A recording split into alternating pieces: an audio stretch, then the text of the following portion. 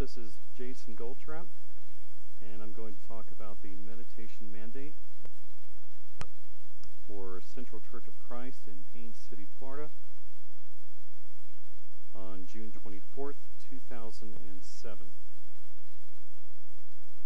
We live in a world of a lot of noise.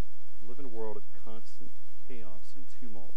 I call it our age of hypermedia saturation. The best way I can think of to describe this is to compare what's going on right now to an old movie. This movie was made in the early 1960s. It was made by a production company called Toho in Japan. They're the ones who made the Godzilla movies. They made a character in 1964 called King Ghidorah. King Ghidorah is a flying dragon. He has 3 heads. These 3 heads, I believe, describe what's going on today with our hypermedia saturation. They describe the influences that come out of Washington, D.C., New York City, and Los Angeles. George Washington said it is impossible to rightly govern a nation without God and the Bible. And he's right. Because today what we have is a situation where politics doesn't really matter. What matters more is money and influences there. Out of New York, we have the influences of political correctness and the world of financial schemes. Proverbs 22:7 says, "The rich rules over the poor, and the borrower is servant to the lender." Out of Los Angeles, we have the modern media establishment and all of its many tentacles in our lives, like MTV or the movies or the constant noise from the outside. Their goal is to make the average American a consumer. This world can be too much. We can be so caught up in the noise of this world that we forget to see the dangers. We forget to see the hidden mountain lion in the brush. But Isaiah 26:3 says, "You will keep him in perfect peace whose mind is stayed on you, because he trusts in you." So today I'd like to talk about our meditation mandate. First of all, what is meditation? Meditation is, number one, a command of God. Psalm 46:10 says, "Be still and know that I am God." Now, when I discuss meditation, I'm not discussing transcendental meditation or your chakras or astral projection or remote viewing or any such other topics. What I'm discussing is what God talks about in 2 Timothy chapter 3, verse 16 and 17, where he says, "All scripture is God-breathed and is useful for teaching and rebuking, correcting, and training in righteousness, so that the man of God may be thoroughly equipped for every good work." Meditation is a continuous, calm thought upon a subject. Meditation is a deliberate focus of the honed mind to consider and reflect God's will. When we meditate, we slow down and tune out the noise, which leads to clarity and an appreciation of the long view of God. Like a mosaic picture, we see something bigger in the tiniest of details. Okay, so the question is, part 2 is rather, how do we meditate? Well, we meditate first and foremost by realizing that time is the only irreplaceable resource.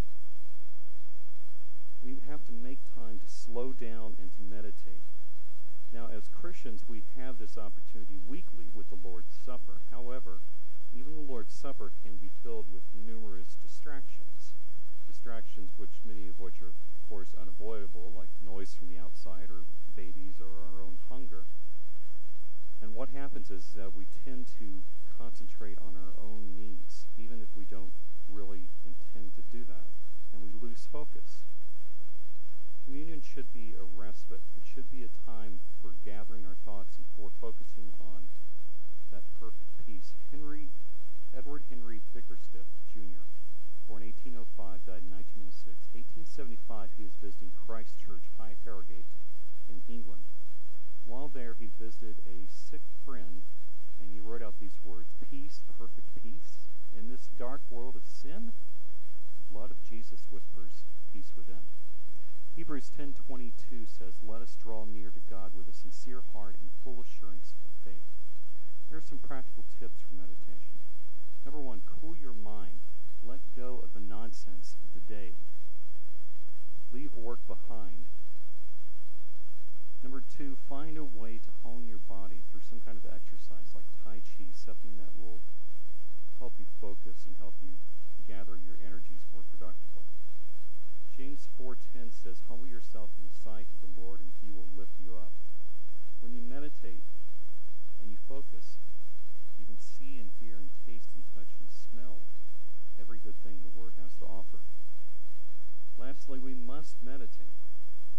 1 Corinthians 9:24, Paul implores us, "Do you not know that those who run in a race all run, but only one receives the prize?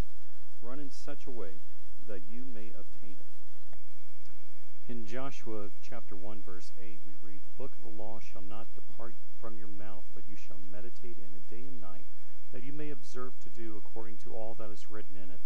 For then you will make your way prosperous, and then you will have good success." Romans 12:2a, "Do not conform any longer to the pattern of this world."